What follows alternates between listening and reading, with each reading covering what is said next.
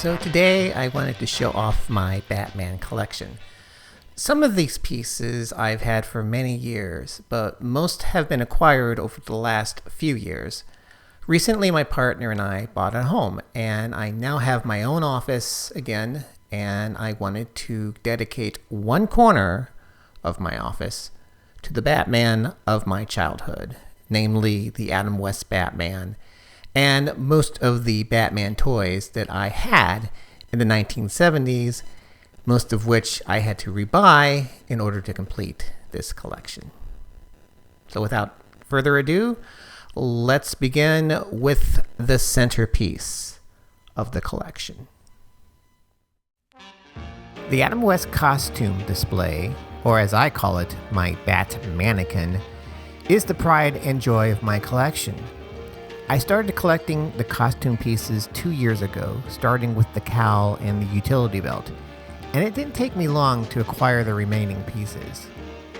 A friend of mine provided the mannequin, and the display was completed with the face of Adam West, sculpted and casted by Chuck Williams of Williams Studios, the go-to place for most of your Batman costume needs. You can click the link on the top right of this video to learn more about where I acquired the costume pieces and how I put the Bat-mannequin together. It is the ultimate Adam West Batman action figure, and it brings together the entire collection beautifully.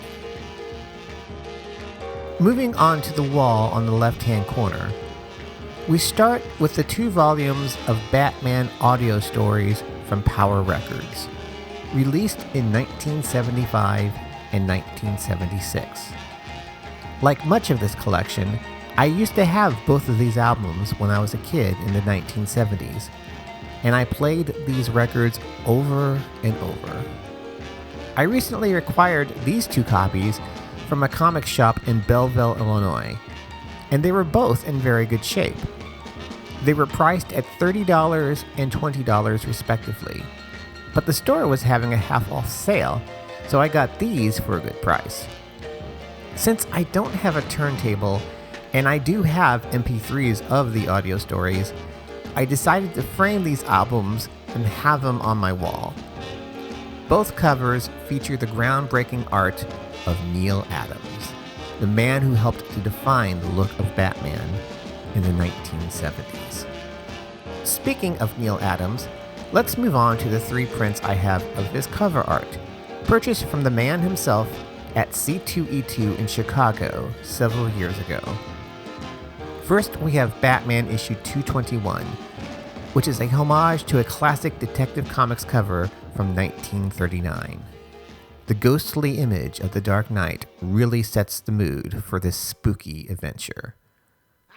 Next, we have the classic cover from Batman issue 251, which brought back the Joker as a crazed killer. And we have the front and back cover for the Batman Limited Collector's Edition issue 51, which collected the Ra's al Ghul saga. This print was personally autographed by Neal Adams, who is sadly no longer with us, so it is indeed a treasured item. Filling the space are 2 paintings done by myself. One of Yvonne Craig as Batgirl, and the other of the 1968 Filmation Batman and Robin. These are both acrylic on canvas. Moving on to the other wall, we have some more of my Batman paintings. First, a painting inspired by the 1986 graphic novel series The Dark Knight Returns by Frank Miller. Next, a portrait of the Adam West Batman, which I painted the week Adam West passed away. Then we have one of my earliest paintings of Batman and Robin, as done by Carmine Infantino during the Silver Age in the mid-1960s. And finally, a recent painting of the Catwoman as played by Julie Newmar. And although I don't think I got her likeness quite right, I am still very pleased with how this painting turned out. Taking most of the right-hand wall is my framed Batman 1966 movie poster. I bought this almost 30 years ago at a collector's shop in Fairview Heights, Illinois. The poster was printed in England, hence the British spelling of the word color. I'm assuming that this is a reproduction and not a poster that was originally printed in 1966, as I think I paid maybe $20 for it, but I did have this professionally framed, and it has survived 7 moves over the past few decades. And I'm glad that this can now stay in one place as a showcase in my collection. Off to the left of the poster is a framed print from a local artist that I purchased at the Frenchman Street Art Market in New Orleans. We also have a framed 8x10 black and white publicity photo of Adam West and Burt Ward in costume. This I bought at a memorabilia shop on the West Bank. Sadly, it's not autographed, as I never had a chance to meet Adam or Burt at any conventions or signings. And finally, we have a series of collector's cards that were included with the release of the Batman 1966 action figures from Mattel.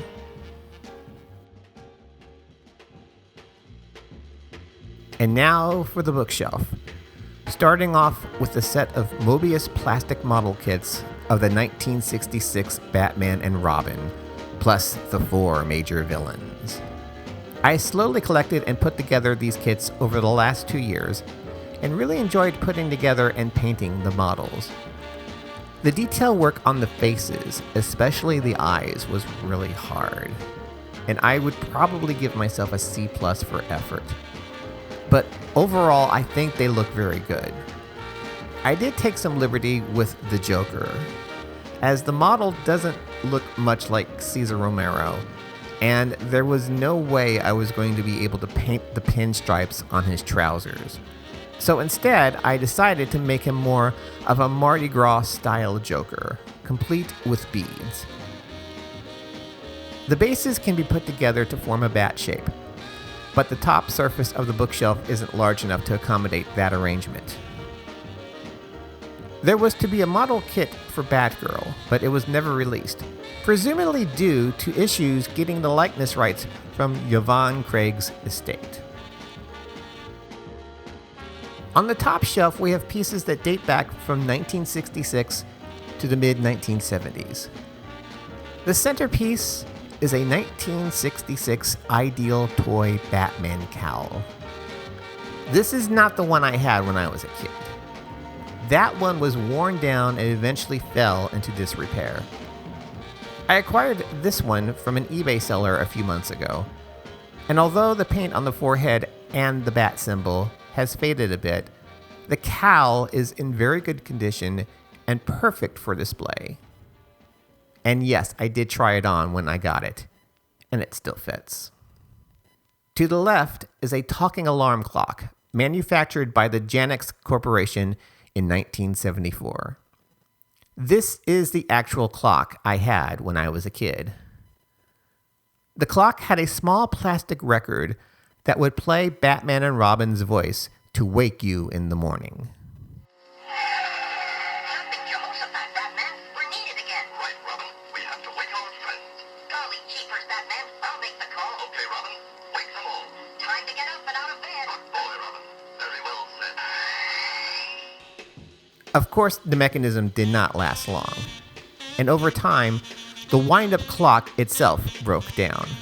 I'm sure that it would be considered sacrilegious by many collectors, but I was inspired to convert this clock into a piece of art.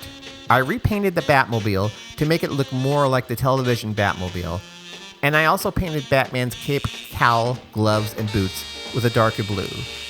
And I made my own chest emblem to closely match the Adam West version. The Batman logo inside the clock face is from the Batman Mobius model kit. It's a one-of-a-kind piece, and I am happy with how it turned out. Off to the right, we have a couple of recently acquired pieces. First, a Pepsi Cola Batman drinking glass from 1966, which I bought at a collector's convention in Mandeville, Louisiana. I don't know if I had this particular one back in the 70s, but I know that I had quite a few of the DC superhero classes back in the day. Next is the Mego Batman doll. I had a bunch of Megos as a kid, and they must have all been sold or given away by my mom when I wanted her to start buying me Star Wars toys. This doll I acquired from an eBay seller, and it is dated 1972. It came with a cloth jumpsuit and the boots, which I assume are original, and it was in pretty good condition. The rest of the accessories are reproductions that I bought from another eBay seller. Altogether, I spent a little over $60 to complete this doll. This will probably be the only Mego piece I will collect, as collecting Megos, especially originals, can be very expensive, and I don't have the room for any more. At the foot of the Mego Batman is a Hot Wheels Batmobile. It's not a vintage Batmobile, as I bought this sometime probably within the last 10 years, probably from Target. As a backdrop are two limited collector's editions from the 1970s. On the left is an original issue C-37 from 1974, with cover art by the great Jim Aparo. This edition featured reprints of 1940 stories featuring villains from Batman's famous Rogues Gallery. This was a recent eBay purchase. Not in the best condition, but perfectly displayable.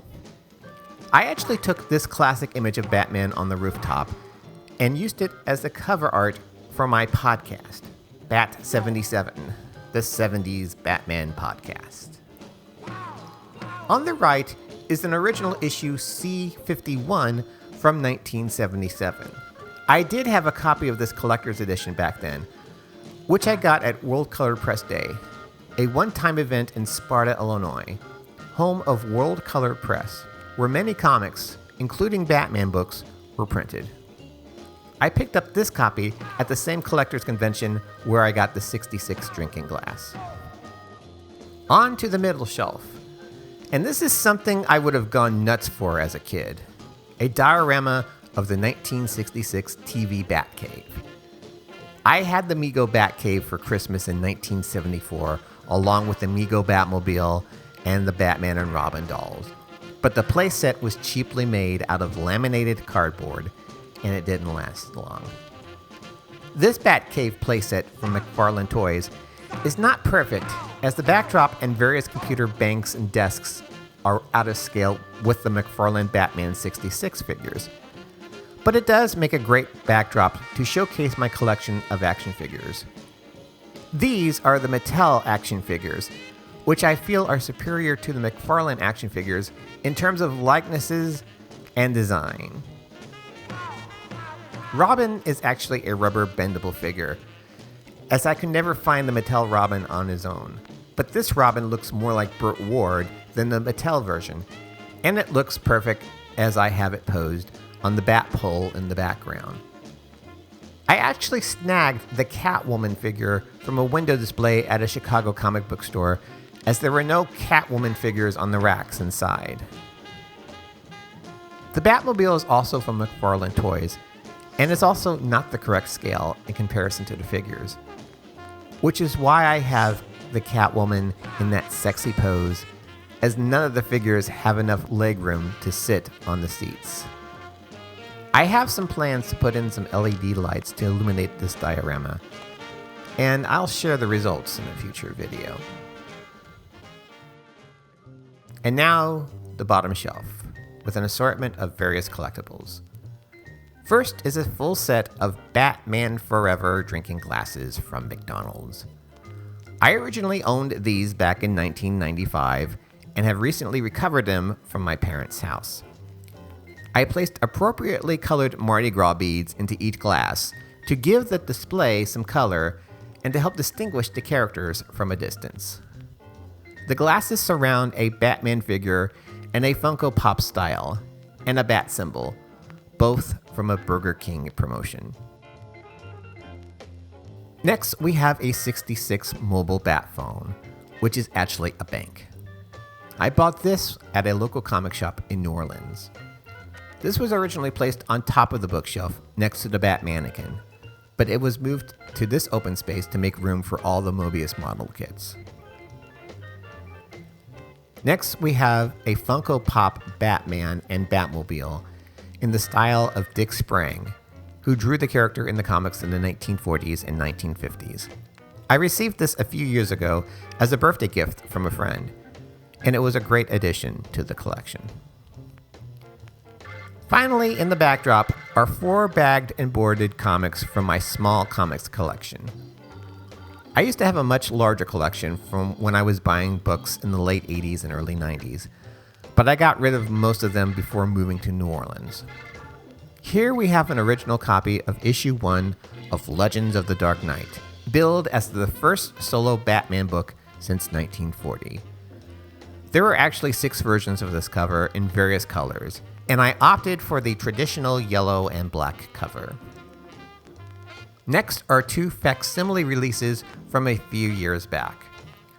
One of Batman issue 232, featuring the first appearance of Ra's al Ghul, and the other of Batman issue 251, The Joker's 5-Way Revenge. And last is an original Batman Harley Quinn one-shot graphic novel, which was the character's first appearance in a DC publication, with cover art by the great Alex Ross. The Harley Quinn and Legends of the Dark Knight books will probably be switched out for other 1970s facsimile Bat books scheduled to come out later this year. So I hope you enjoyed viewing my collection. If you have any questions about any of the items in the collection, feel free to leave a comment below. If you would like to hear more of my ramblings about Batman, specifically the comic books published in the 1970s, you can find my podcast, Bat77, the 70s Batman podcast, wherever you find or listen to your favorite podcasts. I'm currently working on a list of my top 15 Batman 1966 stories, and I hope to have this up soon, so stay tuned. Until then, this is JB in New Orleans, reminding you all to keep both hands on the bat rope.